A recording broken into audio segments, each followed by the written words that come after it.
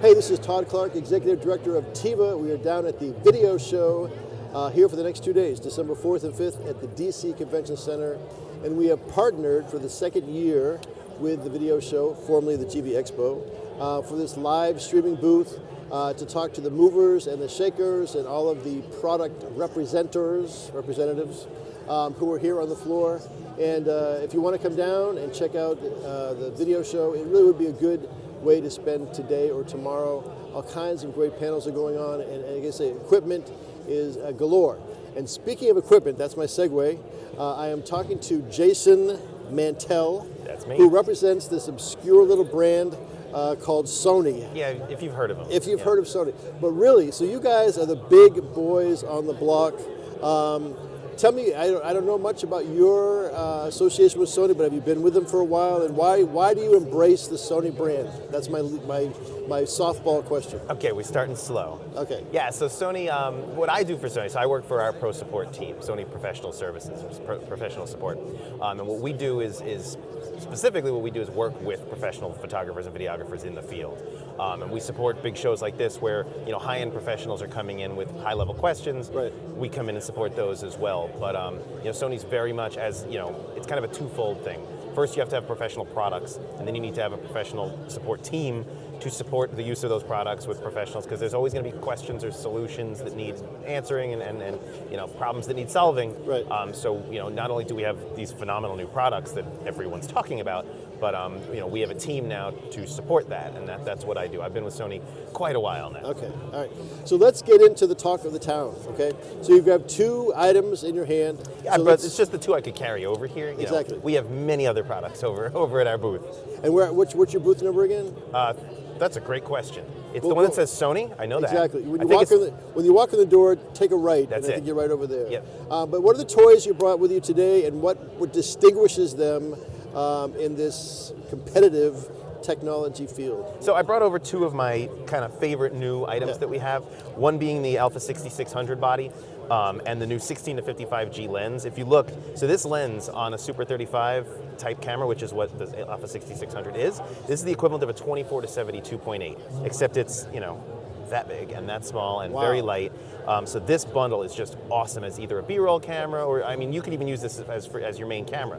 And one of the other cool advantages that the 6600 has over any of our other previous APS-C Super 35 form factor cameras is it uses the Z battery from all of our bigger full frame cameras. So now, not only does this give it incredible life, it makes it so you only have to carry a couple of these with you, and it'll take care of all your cameras in your bag. And you're still storing to a SIMS card or SD card, yep. SD cards? Same SD card as the whole line. Of any size or dimension, right? Whatever flavor you want. So, talk to me a little bit about audio. Sure. Because how are we feeding audio to this camera? So the 6600, as with all of our newer products. On board? Yep. So we have, this camera in particular has both mic and headphone jacks built in. And if you're not familiar, all of our products have the multi-interface shoe. And so this shoe, even though it looks like a conventional flash shoe, has all these little contacts in the front of it. And so I can actually do audio directly into the hot shoe on all of our cameras.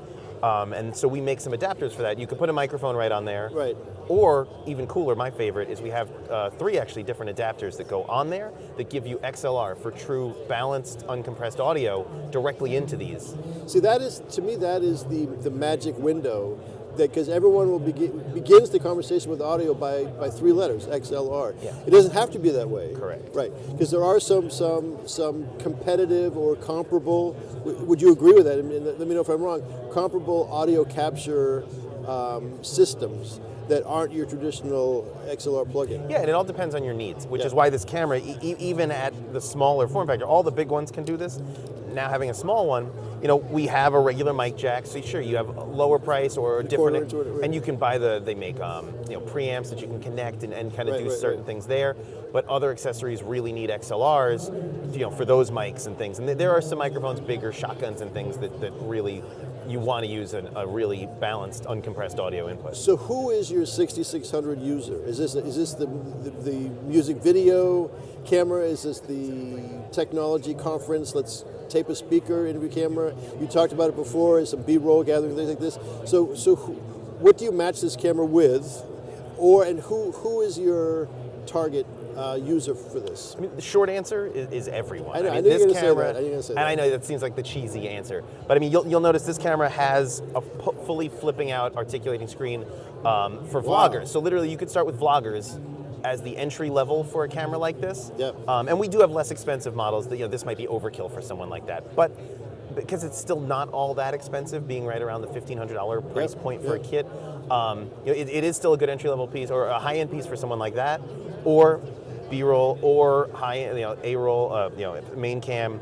It really can do But everything. the monitor, you just did it really quickly, but you can both get, like you said, from a podcast point of view, you can look at what's happening to you, but as a user perspective, the thing flips around and you can use it in a traditional way. Yep. But it also looks like it can move different ways. So Yeah, if you're holding the camera above you, so to speak, and do all kinds of things.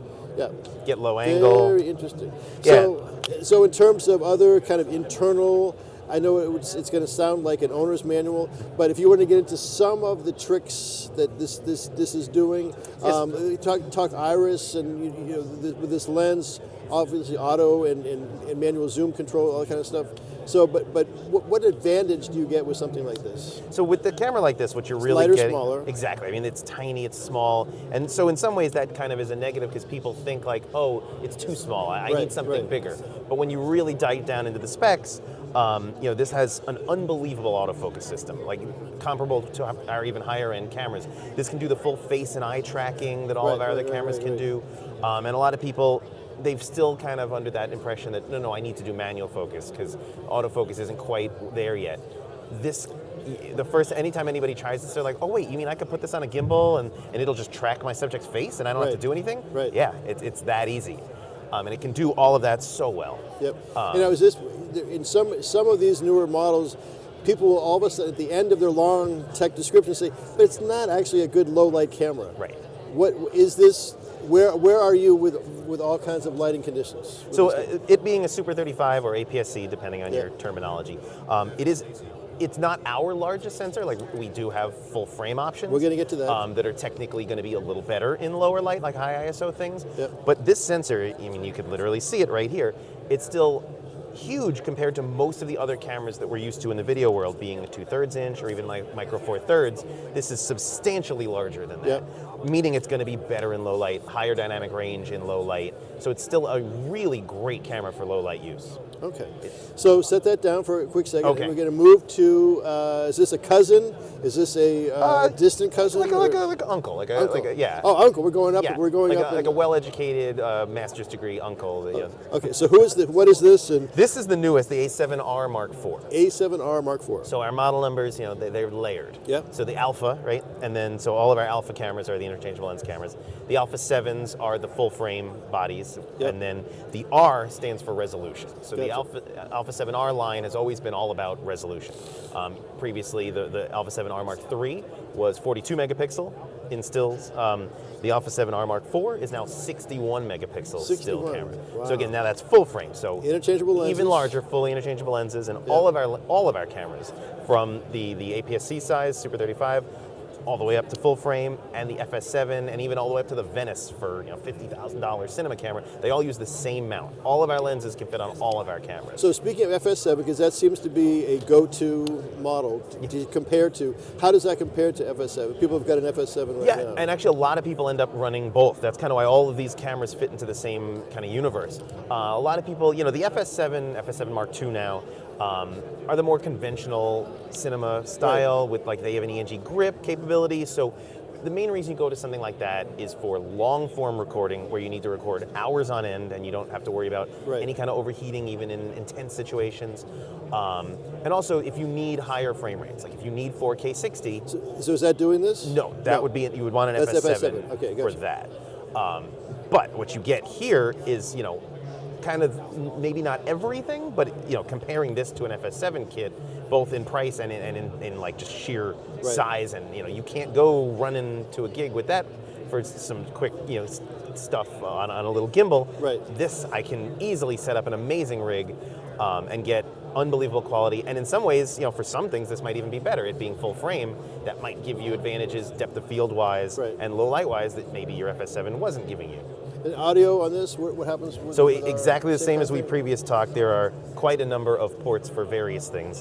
One being microphone, one being headphone, Yep. as well as the same multi-interface shoe, allowing you to hook up. And so what is the accessory? I think people are trying to pay very close attention to this. What is the accessory that turns that shoe into an audio capture?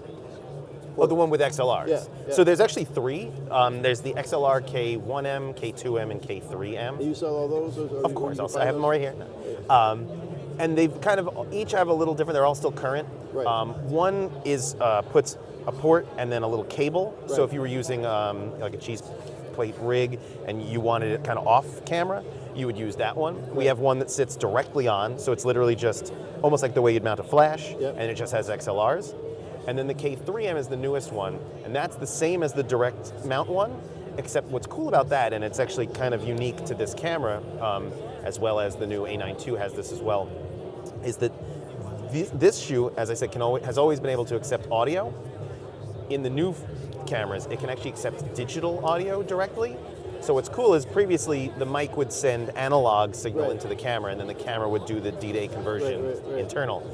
The new K3M has a D-Day converter built into it, so it's actually passing digital audio directly into the camera, which allows for some really cool like noise reduction to be done on board. Right. And so it's really neat. So again, talk about, yes, anyone, but who's the user type?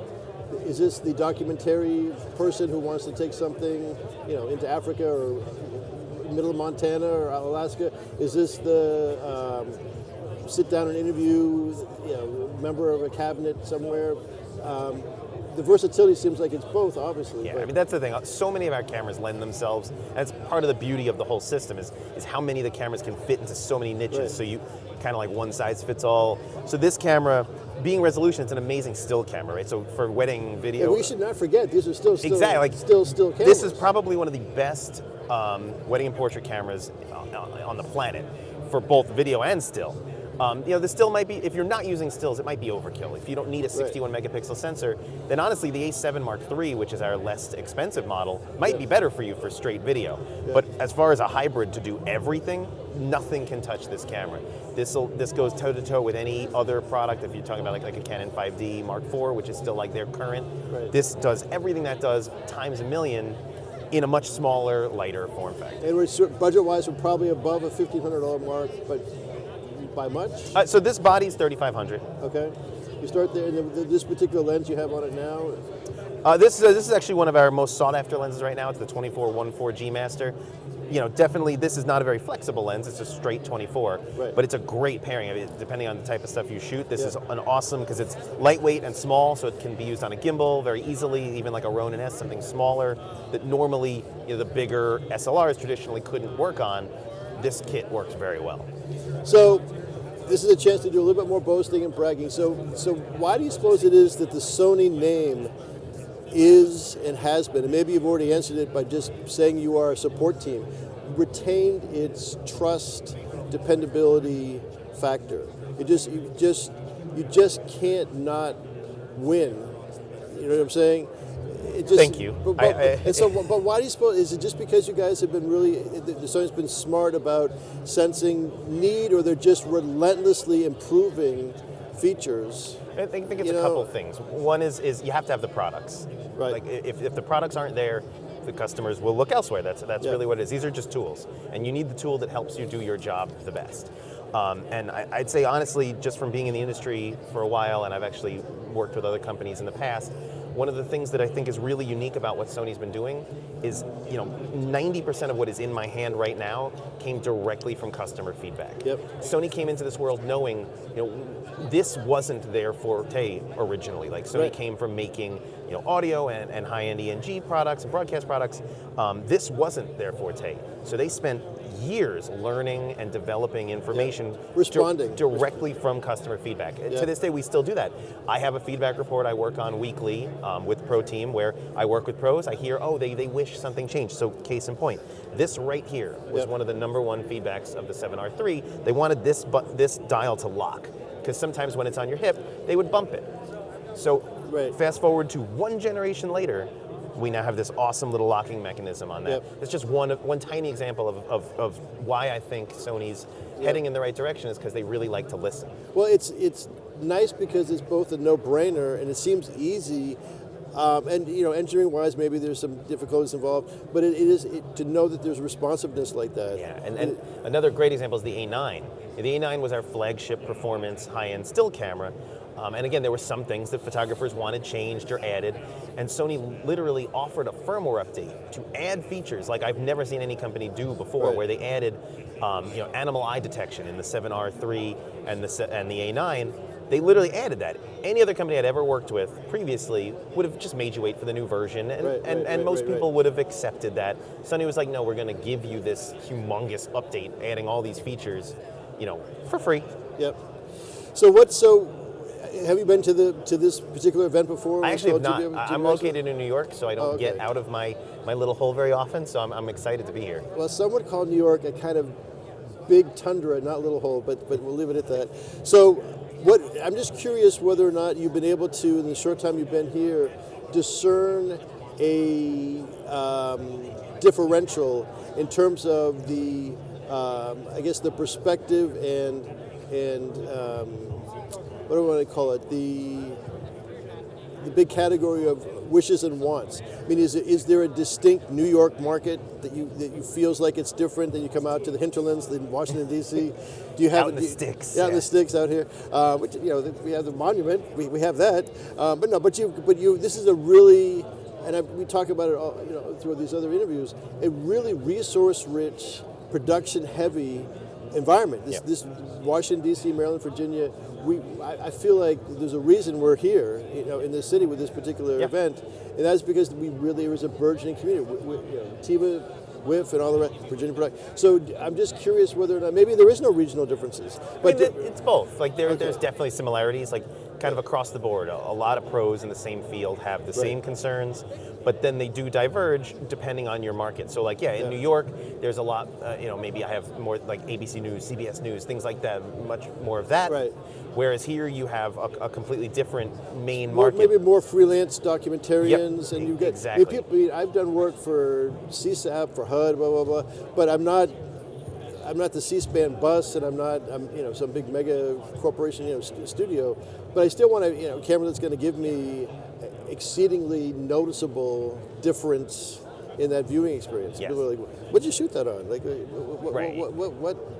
Not the general audience cares, but people who care, right? I mean, so what's your response been so far down here? Has this been a good experience? Absolutely, yeah. We've been pretty busy all day.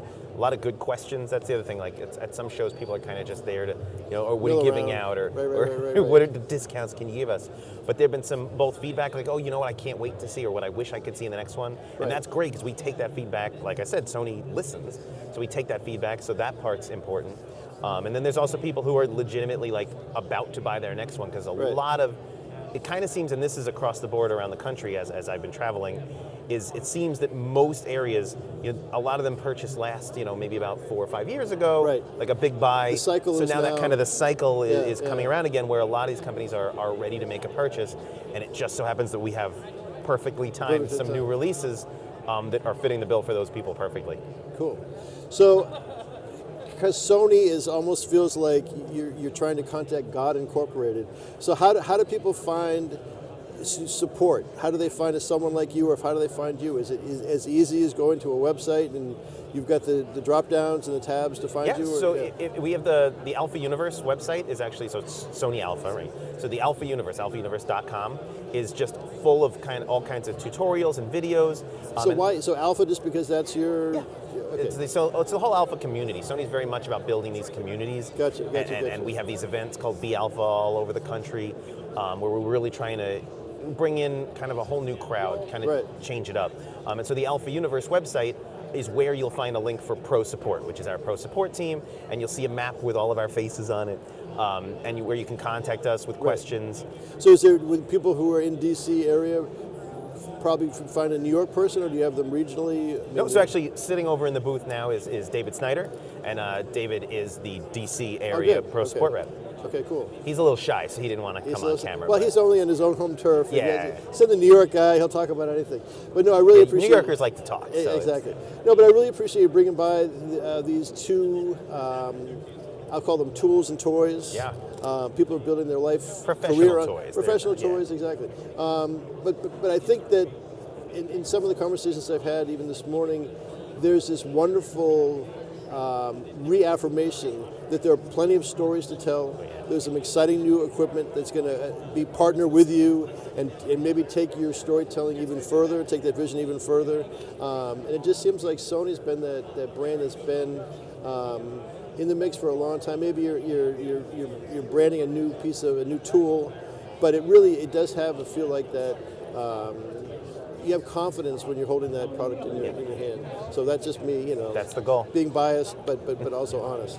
So I appreciate you coming by. Thank you so much for having me. Hold on one second. I'm just going to say thank you for tuning in down here at the video show. The TIVA booth is booth 300, and you need to come by and check out all the different panels and all the different goodies that are down here. They're giving these Sony cameras away, They missed that. But they certainly are giving away information and advice and tips and all that kind of stuff. So stay tuned. We have more interviews coming up in just a few minutes. Thanks.